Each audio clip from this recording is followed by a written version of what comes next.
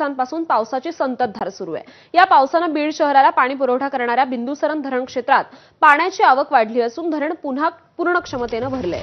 याचाच आढावा घेतलाय आमच्या प्रतिनिधींनी, बघूयात। राज्यात सर्वदूर मुसळधार असा पाऊस बरसत असला तरी मात्र बीड जिल्ह्यात पावसाने उसंत घेतली होती। परंतु 2 दिवसांपासून पावसाची संततधार सुरू आहे आणि याच संततधार पावसाने बीड शहराला पाणी पुरवठा करणारं बिंदुसरा धरण जे आहे ते पूर्ण क्षमतेने भरलेलं आहे।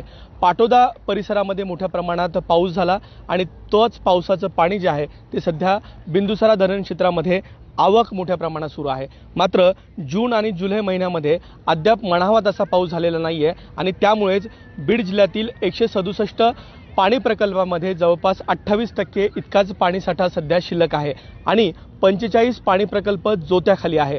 त्यामुळे हे धरण भरण्यासाठी आता आणखी दमदार पावसाची प्रतीक्षा ही बीड जिल्ह्यामध्ये कायम आहे।